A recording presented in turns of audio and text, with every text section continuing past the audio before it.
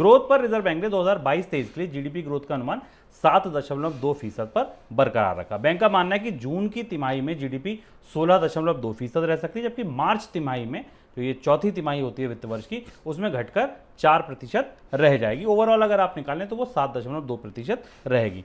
4 चीज़ें बताई reserve bank ने जिन पर ग्रोथ का दारोमदार है। क्या क्या बताई? बैंक ने खपत में बढ़ोतरी यानी कंजम्पशन बढ़ेगा, हम आप ज़्यादा खर्च करेंगे।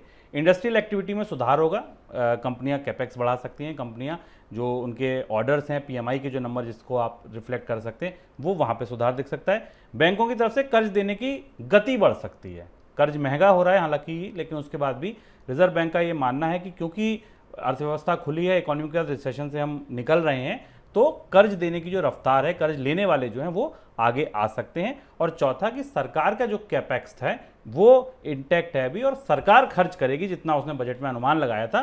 पुल पुलियाँ, सड़क, स्कूल, अस्पताल जो भी हैं वो सरकार बनाएगी, जिससे अर्थव्यवस्था में ग्रोथ लौटेगी। सर, इन 4 चीज़ों पर ग्रोथ का दारोमदार है। आपको क्या लगता है, अगर हम अपनी कमाई, अपनी रोजगार, अपनी खपत के हिसाब से सोचें तो जीडीपी का ये आंकड़ा क्या बताता है? जीडीपी के इस आंकड़े में 2 महत्वपूर्ण तथ्य हैं जो रिजर्व बैंक की इस पॉलिसी में, और जबकि अब काफ़ी पानी बह चुका है दुनिया के बाज़ारों में, युद्ध का, महंगाई का, कच्चे तेल की कीमतों में बढ़ोतरी के बाद मंदी की संभावनाओं का, भारत में ब्याज दरों में बढ़ोतरी का, इसके हम 2 महत्वपूर्ण सूत्र पकड़ते हैं जिनका असर शुभ हमारी और आपकी जेब पर होने वाला है। सबसे महत्वपूर्ण बात है कि रिजर्व बैंक को फिलहाल इस साल ग्रोथ में कोई बड़े बदलाव की उम्मीद नहीं है। अपसाइड तो बिल्कुल नहीं है, बिल्कुल। अपसाइड के मामले में रिजर्व बैंक ने कोई संकेत नहीं दिया है कि भारत की आर्थिक विकास दर 7.2 से 7.3 या 4 होगी, बल्कि रिजर्व बैंक का आकलन अन्य एजेंसियों की तुलना में, वर्ल्ड बैंक, आईएमएफ जैसी एजेंसियों की तुलना में ज़्यादा कंजर्वेटिव है। यानी शायद रिजर्व बैंक के कान ज़मीन के ज़्यादा करीब हैं और वे समझ पा रहा है कि भारत की आर्थिक विकास दर में की स्थिति क्या रहेगी। रिजर्व बैंक आमतौर पर जो अपने क्वार्टरली प्रोजेक्शन करता है, उन प्रोजेक्शंस के हिसाब से जो आखिरी क्वार्टर है जहां भारत की आर्थिक विकास दर 4% का गोता खाएगी, जो काफ़ी कमज़ोर है। कहानी तीसरे और चौथे क्वार्टर से शुरू होगी, क्योंकि वहाँ से बेस इफेक्ट भी खत्म हो जाएगा और उसके बाद भारत की अर्थव्यवस्था को उबरने के लिए बड़ा संघर्ष शुरू होगा, जो हमें शायद अक्टूबर, नवंबर, दिसंबर और जनवरी, फरवरी, मार्च के क्वार्टर में दिखाई देगा। इस क्वार्टर में 2-3 बड़े घटनाक्रम होने वाले हैं। इस क्वार्टर में खरीफ की फसल का असर हमें बाजार में दिखाई देगा, त्योहारी सीजन लंबे समय बाद आएगा, हमें पता चलेगा कि बाजार में कितनी डिमांड दिखाई दी, और उसके बाद फिर बजटों की तैयारियां शुरू होंगी, जो कि बजट के खर्च की संभावनाएं दिखाई देंगी। तो आमतौर पर भारतीय अर्थव्यवस्था में शुभम आखिरी 2 क्वार्टर वैसे भी सबसे महत्वपूर्ण होते हैं, आखिरी 6 महीनों में भारतीय अर्थव्यवस्था के लिए, और वही 6 महीने रिजर्व बैंक के हिसाब से भारतीय अर्थव्यवस्था में तेज गिरावट के महीने हैं। दूसरी चीज़ है कि इस आकलन में एक छोटा सी चीज़ जो रिजर्व बैंक को बतानी चाहिए थी, वो शायद हमें नहीं दिखी, जो रिजर्व बैंक ने नहीं कही, कि बढ़ी हुई ब्याज दरों का कितना असर भारत की आर्थिक विकास दर पर आने वाले समय में पड़ेगा। मुझे लगता है रिजर्व बैंक को यह बात स्पष्ट रूप से बतानी चाहिए थी, क्योंकि हम जब 5.40 की रेपो रेट पर पहुंच गए हैं और जो हमारे पास लगातार ब्याज दरें बढ़ रही हैं, तो आने वाले समय में इसका कितना पुल डाउन इफेक्ट होगा इकोनॉमी की ग्रोथ पर, यह हमें स्पष्ट नहीं। लेकिन उत्तरोत्तर बढ़ती ब्याज दरें बाजार में क्रेडिट की मांग पर, लोगों की खपत पर, बाकी चीज़ों पर असर डालेंगी, इस बात की संभावना, और इसलिए जो रिजर्व बैंक के आकलन है वो थोड़े स्पष्ट नहीं है, थोड़े से बचाव के साथ है। पर हमारी चुनौती इसके बाद शुभम, अगले साल की आर्थिक विकास दर को लेकर रिजर्व बैंक का आकलन ज़्यादा चिंता पैदा करने वाला है, क्योंकि इस साल हम बेस इफेक्ट के झटके से निकल आएंगे। अगले साल भारत की आर्थिक विकास दर सब 7% रहेगी, यानी 7% से नीचे रहेगी। और यही चुनौती की बात है कि जब इस साल सब कुछ ठीक हो जाए, मान लीजिए व्यवस्थाएं भी ठीक हो जाएं, फिर भी अगले साल अगर भारत की आर्थिक विकास दर 7% से नीचे रहती और किसी तरह भारत की आर्थिक विकास दर इस बार भी 7% के आसपास और उसके नीचे रह जाती है, तो हमारे लिए ओवरऑल जो नेशनल इनकम का चैलेंज है वो बढ़ता जाएगा। यहाँ हम एक बड़े थिन डिवाइडिंग लाइन पर खड़े हैं। अभी वित्त मंत्री ने संसद में कहा, आरबीआई गवर्नर ने तो खुलकर नहीं कहा कि भारतीय अर्थव्यवस्था स्टैगफ्लेशन में है कि नहीं है। 6.7% की महंगाई दर और 7.2% 7% के आसपास की भारत की आर्थिक विकास दर, इनमें से एक भी चीज, अगर एक भी संतुलन बिगड़ा, अगर आर्थिक विकास दर 7 से नीचे आई और महंगाई दर 7 से ऊपर चली गई, तो फिर स्टैगफ्लेशन के खतरे हमें सामने दिखाई देंगे। तो ये बहुत करीबी मामला है, जो अभी आने वाले कुछ महीनों में हमें करीब से देखने पर समझ में आएगा कि चीज़ें किस दिशा में जा रही हैं। चलिए, अब बात महंगाई की, ग्रोथ की बात हो गई, महंगाई की। महंगाई के मोर्चे पर पहले ये समझिए कि आरबीआई ने कहा क्या। आरबीआई ने ये कहा कि जो सितंबर तिमाही है, यानी कि जो चल रही है, अभी हमने अगस्त में प्रवेश किया है, जुलाई अगस्त सितंबर, ये जो 3 महीने हैं, इसमें जो महंगाई दर है वो 7.1% रहेगी। 6% ऊपरी स्तर है, वो बैंड है, वो सहनीय स्तर है जिसको आरबीआई मानता है यहाँ तक चलता है, इसके ऊपर चिंता है।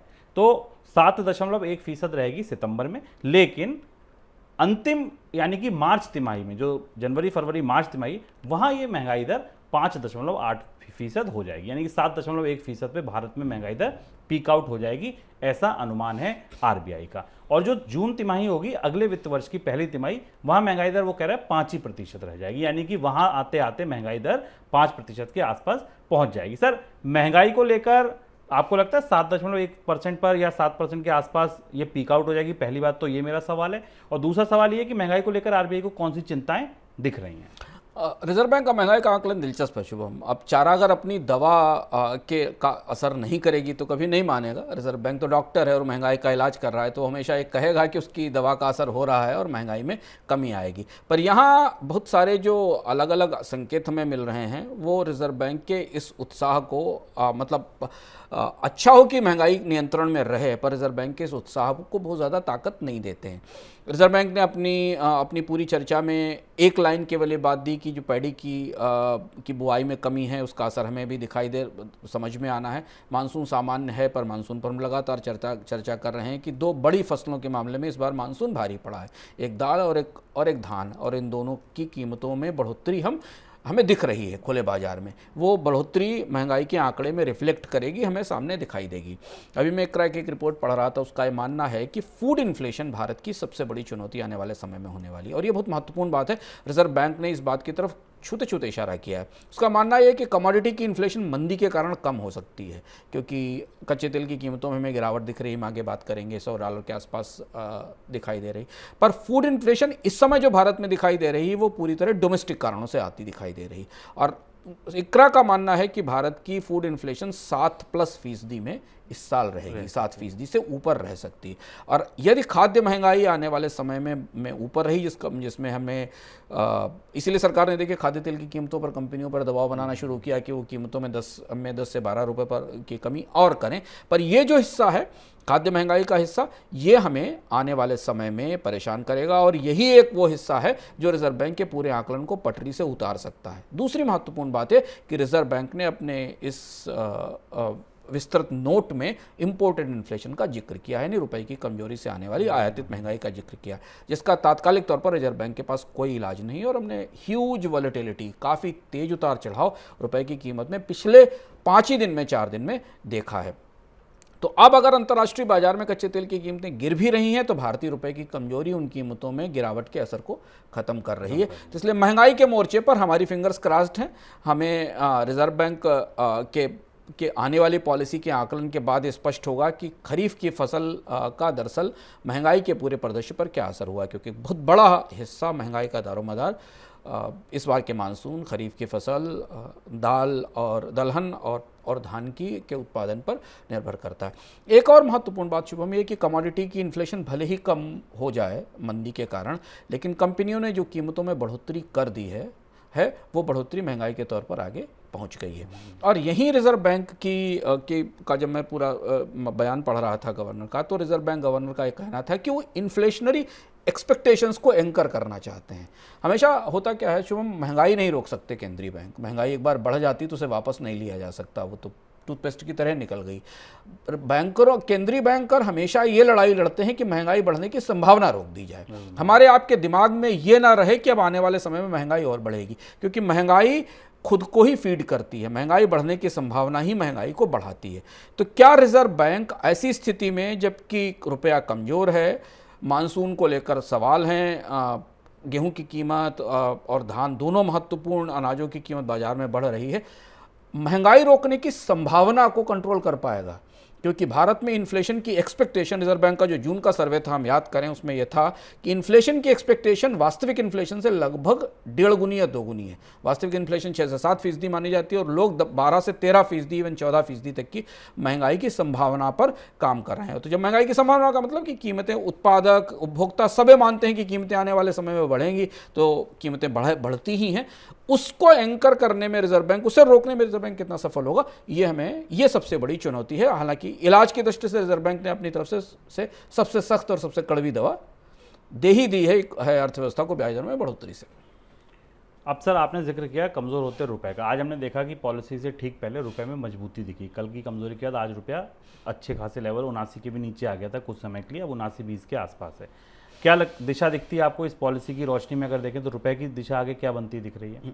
हम लोगों ने कल सुबह अपने कार्यक्रम में चर्चा की थी कि रिजर्व बैंक कल ब्याज दरों में बढ़ोतरी करेगा तो उसका असर हमें रुपए की कीमत में थोड़ी सी मजबूती के तौर पर आएगा। और वही बात जो मैंने शुरुआत में कहा कि भारतीय बाजार में ब्याज दरें और अमेरिका के बाजार में ब्याज दरों का जो डिफरेंशियल है वो रुपए की कीमत को काफ़ी गहराई से प्रभावित करता है।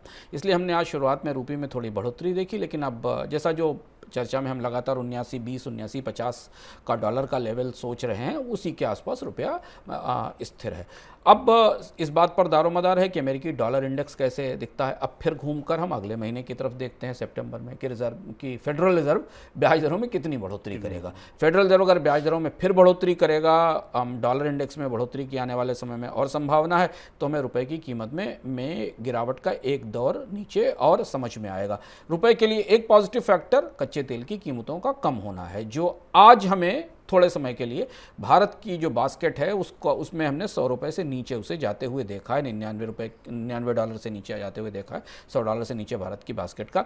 कच्चे तेल की कीमतों का परिदृश्य थोड़ा उलझा हुआ है जिस पर हम आगे बात करेंगे, लेकिन हाँ, अगर कच्चे तेल की कीमतें $105 के सहनीय स्तर पर रहती हैं, जिसका इशारा रिजर्व बैंक ने अपनी रिपोर्ट में भी किया है, उस तरह सहनीय स्तर पर रहती हैं, और डॉलर इंडेक्स जो अभी थोड़ा कमज़ोर हुआ है, अगर उसमें तेज़ी नहीं आती तो रुपया 78 से 79 या 78 से 80 का जो बैंड है उसके बीच में कहीं मूव करता रहेगा। पर रिजर्व बैंक ने एक बात जो कही थी वो रिजर्व बैंक शायद नहीं संभाल पा रहा है, वो है विदेशी मुद्रा की कीमत में तेज उतार चढ़ाव। ये उतार चढ़ाव आयातकों को, निर्यातकों को, सबको प्रभावित करता है। तो रुपए पर हमारी निगाह करीब से रहेगी, क्योंकि रुपए के लिए अगला सबसे बड़ा इवेंट अब आने वाले समय में फेडरल रिजर्व की मीटिंग होने वाला है।